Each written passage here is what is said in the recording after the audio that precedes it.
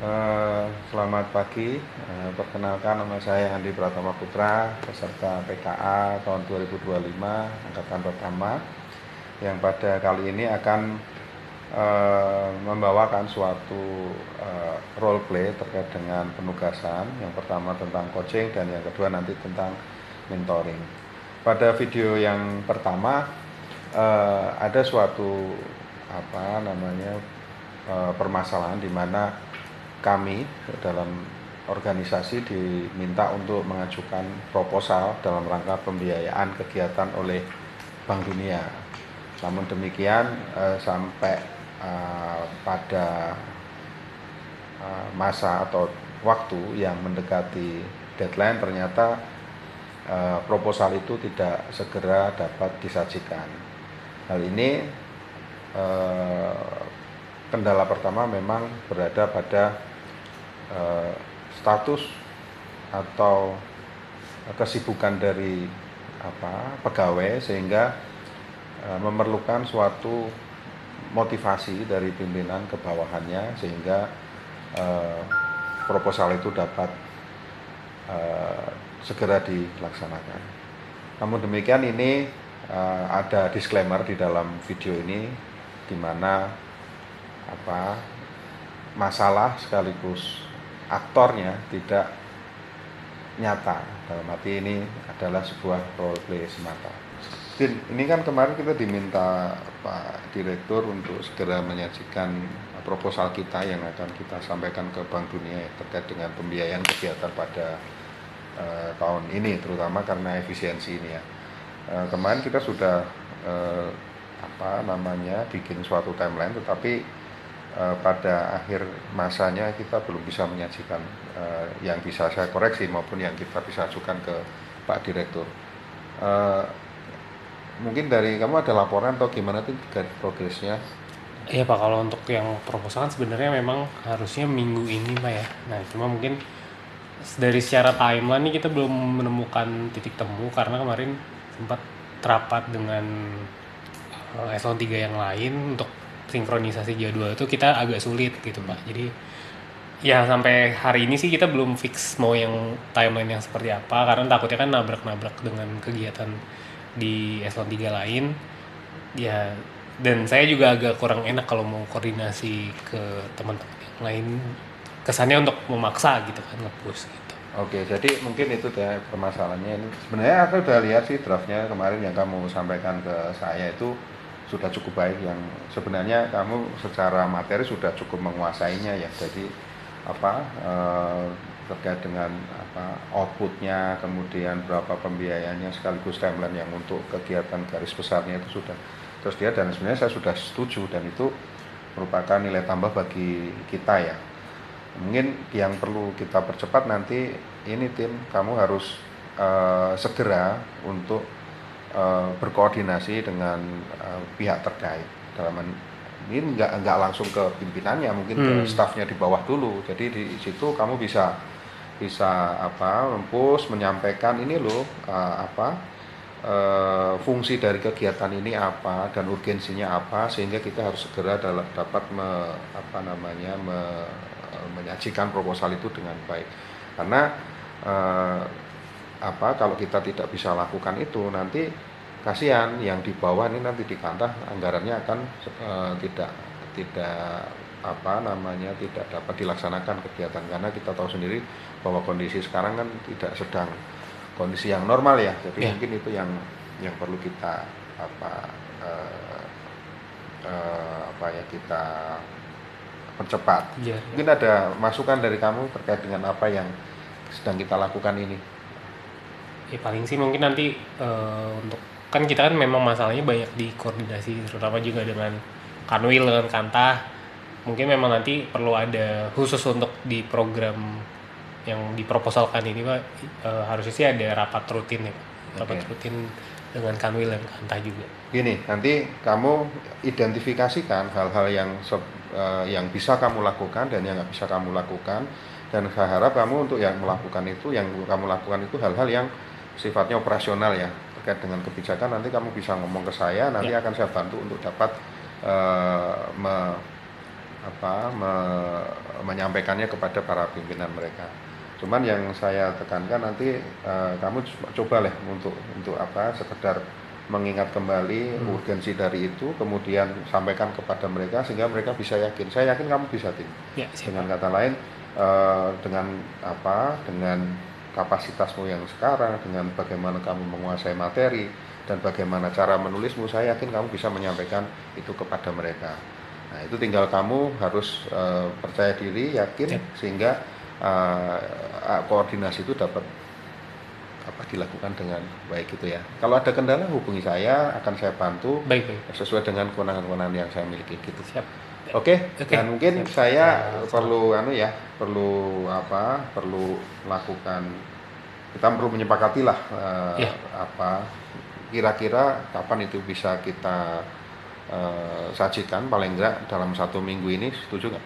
Setuju. 1 minggu ini nanti kamu bikin planner 3 hari pertama ngapain, 3 hari kedua ngapain, mungkin kita bisa sampaikan ke pimpinan. Itu ya, Tin ya? Ya, nanti saya sampaikan. Oke. Thank you ya. Ya, sama-sama.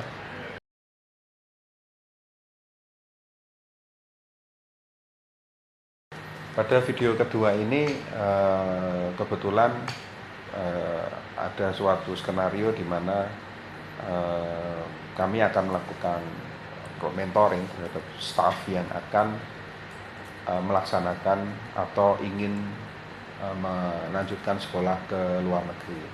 Namun demikian memang terdapat kendala di dalam prosesnya, di mana kompetensi dari calon pegawai tugas belajar ini kurang dalam hal mungkin bahasa Inggrisnya.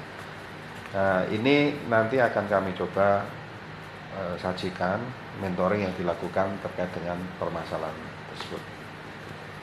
Tin, gimana kerjaan, Tin? Kerjaan sih aman ya Pak, cuma ya biasalah. Dengar-dengar kamu mau tugas belajar, bener nggak? Iya, ini lagi mempertimbangkan sih Pak. Rencana mau kemana? Iya, masih bingung kan. Kalau kayaknya teman-teman sama senior-senior juga nyuruhnya kan di luar negeri Pak ya. Cuma kan ada ketentuan IELTS atau TOEFL itu yang kayaknya agak sulit Pak. Oh gitu. Kenapa? Jadi mungkin mau dalam negeri aja. Enggak, kamu harus luar negeri, ngapain gitu? Dalam negeri sama luar negeri. Kan kalau di luar negeri kamu bisa dapat cuan nih. Kamu bisa part-time gitu. Iya betul. Iya kan? Di luar negeri dulu saya pernah waktu sekolah ya, zaman S2 dulu di luar negeri saya part-time baik di secara formal maupun informal. Jadi lumayan tuh, ya bisa buat bayar kontrakan. Nah, harapan saya kamu bisa ke sana di samping untuk cuan ya, untuk meningkatkan kemampuan kita gitu ya. Iya, cuma kendalanya sih itu tadi Pak. Sebenarnya gini, Tin, bahasa Inggris itu sebenarnya hanya ada satu rule. Satu rule itu English is about subject and verb. Jadi subjek dan verb saja. Jadi kalau tidak ada subjek dan verb itu bukan bahasa Inggris. Sebenarnya itu aja. Jadi kalau misalnya kamu merasa kesulitan, balikin aja subjeknya mana, verbnya mana. Jadi dulu waktu saya keluar negeri itu, dulu saya juga nggak ada niatan untuk keluar negeri. Waktu itu saya malah bahasa Inggris saya sejak SMA itu nilainya 6 ya. Terus waktu itu saya jadi benci kan juga bahasa Inggris. Tapi karena waktu itu saya mau sekolah, saya tidak mendapatkan kesempatan di dalam negeri, saya coba tuh akhirnya apply untuk luar negeri. Nah di situ saya struggling juga. Jadi waktu itu kebetulan alhamdulillah saya dapat suatu preparation time untuk belajar bahasa Inggris sama budaya di luar negeri, di Bali waktu itu ya. Jadi waktu itu kami dikonsentrasikan di Bali, kemudian kami belajar bahasa Inggris untuk persiapan IELTS-nya sama akademik English-nya. Nah di situ yang saya pelajari sebenarnya bahasa Inggris ini itu tadi kesimpulan bahwa subjek dan verb. Triknya banyak itu untuk meningkatkan itu. Jadi waktu itu saya sempat ketemu dengan teman saya, diajarin untuk memisahkan subjek dan verb itu dibawa dibawain koran Jakarta Post kalau Oh, nggak salah. Jakarta. Jadi kalau di bawahnya itu dalam satu kalimat mana subjeknya, mana verbnya, kan gitu kan. Jadi setelah itu baru baru saya baru ngeh, oh ternyata itu. Setelah itu saya mencoba untuk bagaimana dalam menjawab suatu IC dalam bahasa Inggris itu harus ada kriteria-kriteria tertentunya. Misalnya nih, suatu IC bahasa Inggris yang bagus itu satu, dia harus ada main ID-nya. Yang kedua, dia harus ada kalimat-kalimat yang kompleks. Kalimat yang kompleks itu seperti apa? Itu kalau di Indonesia kayak kalimat majemuk. Jadi misalnya ini bla bla bla karena itu. Jadi di dalam terus mungkin ada namanya ditambah subjek terus ing itu kamu bisa itu mempelajari itu. Jadi hal-hal yang kayak gitu secara teknis bisa dilakukan. Jadi jangan khawatir kalau kamu nggak bisa. Nah, dalam IELTS ya itu kalau saya ini ya kemarin waktu saya daftar itu hanya 5,5 tim. Kemudian di akhir masanya itu dapat 7,5 itu dapat ini. Yaitu tadi dengan bagaimana memisahkan subjek dan itu dasarnya itu. Baru kemudian kamu bisa mengembangkannya, misalnya dapat materi kalimat majemuk tuh. Jadi dalam isi ada main edit, terus kemudian ada kalimat-kalimat yang harus ada, terus subject verb agreement, terus kemudian kalau di bahasa Inggris atau orang Barat itu lebih menghargai orang lain misalnya. Jadi ide orang lain dimasukkan ke situ. Misalnya dalam suatu paragraf itu jangan nyari suatu kalimat yang sifatnya lebih mendukung kita terus. Cari yang kontra dengan berlawanan dengan kita. Nah, ini misalnya kalimat positif, negatif dulu. Ini ternyata inilah itu ternyata ada kalimat penghubungnya, misalnya however, itu kan lebih bisa membalikkan suatu kondisi bahwa sebenarnya ide saya juga lebih baik nih. Seperti itu. Jadi sebenarnya kalau saya lihat kan dasarnya sudah bagus nih. Nah, tinggal bagaimana kita meningkatkan skill di IELTS-nya. Butuh berapa sih IELTS-nya? 7 sih pakai. Gampang 7 itu. Sama mungkin itu Pak, kalau jurnal-jurnal bahasa Inggris itu saya yang kelingan duluan pas baca baru judulnya aja udah. Ya, kalau jurnal bahasa Inggris triknya itu adalah dibaca pendahuluannya tuh. Baca pendahuluannya, kemudian di dalam pendahuluannya kalau artikel bahasa Inggris mesti ada IC ini mau ngapain nih? Pertanyaan penelitiannya apa? Nanti loncat dulu aja ke kesimpulan. Jadi dari situ kamu lihat jawabannya pertanyaan. Kalau menarik di hatimu, baru kamu detailkan di dalam metodenya yang dipakai apa, kemudian caranya bagaimana, sumbernya dari mana, datanya seperti apa, baru ke situ. Jangan langsung kamu ke metodenya dulu, pusing nanti dari sini. Oh gitu ya. Iya, gitu. Oke, Tin. Oke. Saya harap kamu bisa ini ya, Tin. Kebayang sih, Pak ya. Semangat ya, Pak. Mari, Pak.